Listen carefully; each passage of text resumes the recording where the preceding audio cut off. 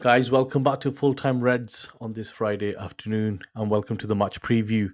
Thank you for everyone that tuning in. Thank you for all the support. If you've not got involved, please do so by subscribing, following, leaving a comment. Very much appreciated. This is my first preview of the season. I don't think I did one for Fulham, so I thought I'd do one today. I'm going to try doing these every week. I thought I'd do one for Brighton. I didn't do one for Fulham, so I thought I'd do these every week. Just give my kind of view on how I think the team will line up. But as I was putting my notes together, the Jadon Sancho news broke, which I'll give which is quite interesting that Juventus are looking at him. I always thought he was a player that probably would end up leaving, just because I just didn't see him playing second fiddle, and secondly, I think it just hasn't worked for him. He's been here like 3 years now. Yeah, it's about 3 years. He came under Solskjaer. Yeah, 3 years he's been here. And the game's very difficult for him in the Premier League because you don't get the high lines like you do in Germany where you can run in behind, and he's usually left to either take somebody on, which he struggles with, or he wants to play a lot of 1-2s, and a changing left back doesn't help the cause like you've seen with Rashford. But his attitude and his implementation and his style just does not work for Manchester United. Juventus are looking at a loan. Laurie Whitwell is reporting with potentially an obligation to buy, and I think United will ideally like to sell, or a loan with an obligation, which they have to, because we don't want to get involved.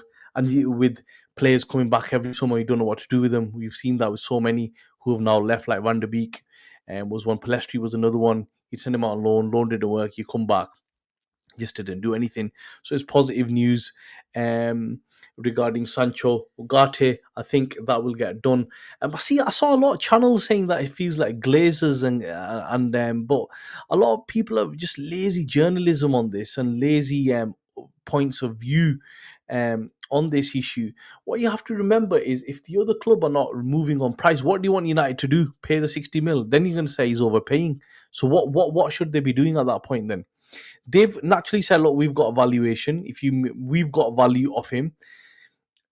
PSG have got a certain value. And if you listen to the Duncan Castles podcast, which is a really good listen with Ornstein, it's very clear that PSG and the powers to be there are not happy with how the United takeover went. At the end of the day, but United are setting a mark in the transfer market that we won't pay a price for a player that we don't see fit. You see, these accounts that do this, like, it's Glazonomics is dragging out. Well, what do you want to do then? They're saying 60. We've said no. Should we pay 60? Then when we pay 60, you're going to whinge.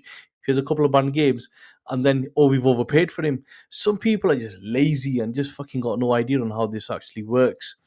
I think that'll get done at some point. And fair enough, if we can get it at the price we want it at, another good player added in. I'd also keep an eye on another midfielder and a left back. I think he's Robinson. Is that how you say it? Robinson?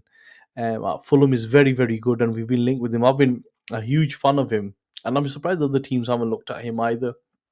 Also, Rabiot is still on the market, and I think if you can get McTominay, Sancho, Mejbri, Lindelof out, I think you could get two midfielders and potentially a left back, and a left back or loan or permanent transfer. So keep your eye on that. I was looking at the stats. Let me pull up these stats. Hopefully this works because I'm quite new to this. Hopefully there we go. I was just looking at Brighton's team there, and how they line up, and just how they've got a new manager in. He's very young, and I think he's got a certain. He'll keep playing the Brighton way, and based on how we line up and our starting 11. And let me actually change that. Let me show you a different starting 11. I've got a different graphic for the starting 11. Let me remove this, exit that. And let me say, share screen. There we go. This is perfect. Perfect. Here we go. Right. Okay. So this is the lineup builder that I built. And I think this is the team we should be going in with to play Brighton away. And I think we'll come away with a result with this. I think Onana goes in net without saying. I think he's been really good in pre-season as well, bar the one howler he did against Liverpool. We can excuse that in pre-season. Mazraoui, goes in straight at right back. Fantastic game last week. And the beast of Maguire. What a game. What a play. If any other defender does what he did against Fulham, they'll be raving about it. But because it's Maguire and because he's seen as this guy that is not very good, he just won't get the praise. He was phenomenal against fucking Fulham. He was in the air, on the floor. They couldn't get past him. Maguire has to start for me. Lisandro Martinez starts. I think he's just coming up to speed. Somebody that we should just give time to bed in. And I think Dalot goes out left back. Mazraoui is probably a better left back than Dalot, but it'll be based upon who they're up against on the other from up on the opposite team. Casemiro in midfield again. He's been excellent all summer, excellent in the Community Shield, excellent against Fulham. Keeps his place. Mainu is somebody I actually do worry about. I do worry about Mainu. Reason being is that I feel he's really young and he's playing a lot of games, and that is my worry. I wouldn't mind to see Mount in there instead of Mainu, or Fernandez drop deeper and Mount go higher. What I don't want to do is burn Mainu out. Um, and just have him gradually build up. If we could give him 25, 30 games a season, I think it's fine. To expect any more than that, I would not be happy with at all. I think it's too much for him. He only came into the team around about January and he went to the Euros. You need to just manage him properly. So Mainu starting, or I don't mind mounting there. On the wings, I'd go with Garnacho and Rashford. Reason being most productive, and I think Rashford would fancy. He's looked a lot sharper, and his attitude has looked a lot better than what we've seen with in the past, really, last season. We don't need to go into that. Fernandez keeps his position at 10. I thought he was good last year as well, Brighton. And Xerxes up top because he scored, he needs a run of games. We might see the same formation where we don't see this and we go to the same formation as Fulham where we play with a false 9. But I do really fancy, I think this is a very good game to play.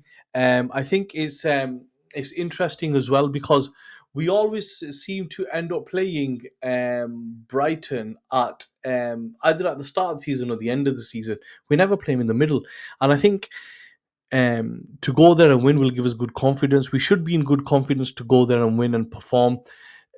We've seen some good patches, good styles of play patches, good styles of play against Fulham. There were some errors, but that will change with time. And just to finish off, I didn't agree with Paul Scholes as well, who's been twice a week, 2 times in the last 2 weeks. He's done this where he's gone in and said a really kind of negative spin that I've not seen any changes against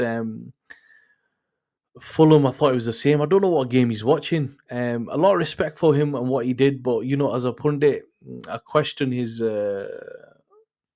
ability to see what's going on. Now, sometimes I feel a player of that caliber will know what has, and he does it intentionally, or he just hasn't watched the game. Because he was saying that he was on about teams that had a bad game during the week because they were getting him to analyze different games at the overlap, and then they asked about United, and it was like, did you watch the game? And I think pundit X players don't help, but in my opinion, we'll go to Brighton. We should win. We'll have a positive game. Let's keep the momentum going. Let's get a couple of players over the line, and let's have a positive season. Like I've said, this channel is all about being critical, giving an honest opinion, but not clickbaiting and not overhyping someone, over exaggerating. It's just about honest, good, fun chat. That's what we're about. Please subscribe.